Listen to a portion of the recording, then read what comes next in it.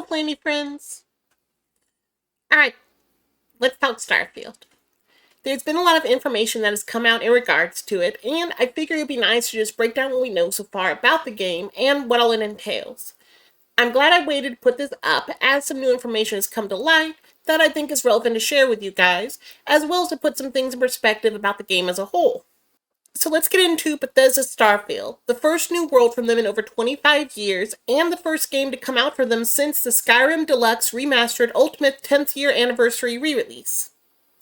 So, yeah, I guess the segue this time around is like and subscribe so maybe Flanny Files can have a 10th Year Anniversary edition. Now then, let's get into it.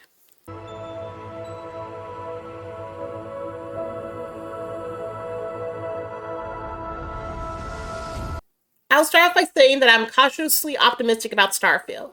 I'll be honest, it looks good. It looks really good. But I am skeptical of the promise of 1,000 planets and what all that actually entails. However, what they have shown so far has made me really glad that I have Game Pass. While my friend is considering Starfield Premium Edition upgrade, which give you access to the game 5 days in advance along with the first DLC, I think I'm going to wait until it will be free to play, as it is growing harder and harder to trust what game developers are telling us, and I'd rather not waste money on something that might not be worth it. That being said, we do get a pretty good first look at the game, and in the almost hour-long preview of it, they show us a bit of what is going on, as well as some human factions, planets, along with a slew of alien life and slices of the game meant to show off combat and customization. Starting off with the humans and planets, we get several different factions within the deep space. From the first Earth colony of New Atlantis to the dangerous Red Line, it seems like no matter where we go or what we do, there will be some sort of human component not too far away. They also hint at random space encounters, like Grandma cooking dinner. Hello, stranger. I just finished cooking up some food. If you want to come on over, just pop on by. Which, I am going to be so disappointed if that doesn't end up as a trap. Wholesome and sweet is nice and all that, but Flandy wants space cannibals. It also shows off our companions and potential crew, which are separate but the same in some sense, at least from what I can tell. The companions can be crew members, but can also go out and fight with you, whereas it seems like the crew is more for ship or compound work.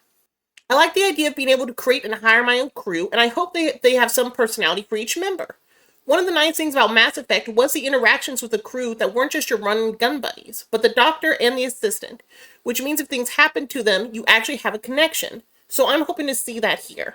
As far as combat goes, it looks quite fast-paced for a Bethesda game and unlike anything I've seen from them before.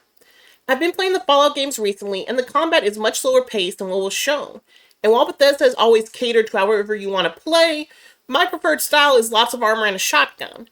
But this game seems to want to take it up a notch, from being able to mind-controlled aliens to do your bidding, to crawling through vents to dispatch enemies, and just running up and punching your way through a galactic war.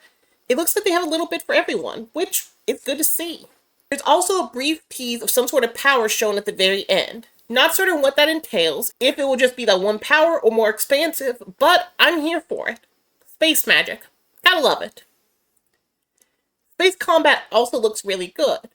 While I'd like to have seen more of it, the promise of being able to board ships and take them over is really nice, and reminds me of Assassin's Creed Black Flag, which is still the best pirate game ever made. No contender. But what really got me excited about the ships is the customization. While you can purchase pre-made ships and augment and upgrade the parts on them, you can also go to the ship editor and manually customize it, which will change the layout of your ship the next time you enter it.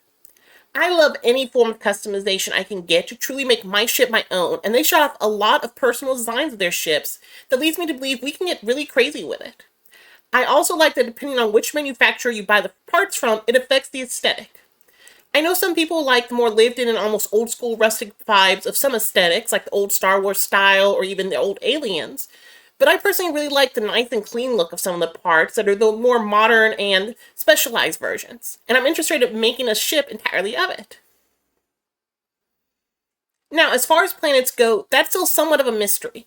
I don't know if they are all going to be fully explorable like No Man's Sky, as what is shown are select areas that you can land, and what I expect is each area you land at will have a vast expanse that you can explore within that set field, which I'm not against.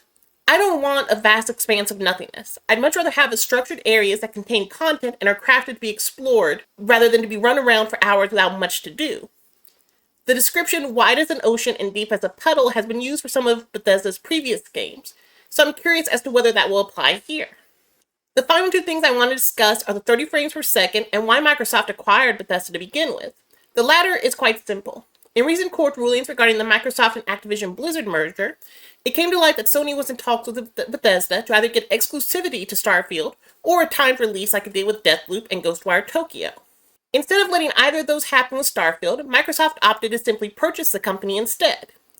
It is a bit of a nuclear option on their part, as they could have simply outbid Sony to get the exclusive or timed release for it, but instead they decided to not play games and simply acquire the company, flexing Microsoft's rather hefty bank account.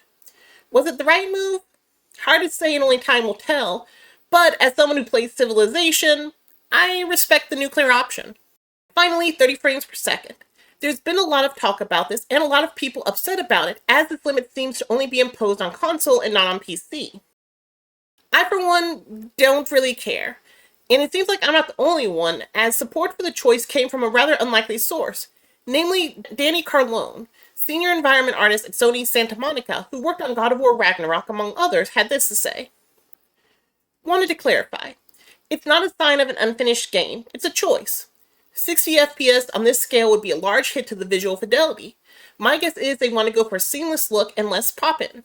Seeing as how one of this year's best rated games, Zelda Tears of the Kingdom, is also at 30 FPS, and that has not stopped millions of people from enjoying it, I don't really think that it will matter in the grand scheme of things. Much like how I would rather have a more detailed and curated experience than a vast array of nothingness in this game, I would also like to have game to flow and play without issue, rather than stuttering and taking forever to load in assets in order to accommodate a faster frame per second. All that being said, yeah, I'm excited for this. Between this and the new Cyberpunk expansion, there is a lot going on in September for me, and I don't know where I'm going to find the time to actually play all of it, which is a good problem in my book. So, what are your guys' thoughts? Are you excited about Starfield, or are you waiting for the game to come out to reserve judgment? Todd Howard has hurt us in the past. I'm looking at you, Fallout 76. And I've criticized games that are designed decades ago and just now coming out, which this game definitely falls into that category. So I guess it comes down to whether or not Todd follows through on what he says, for his sake and Xbox's sake. This really needs to be a big win. It also comes down to whether or not the Bethesda gameplay formula will survive in this modern era of gaming.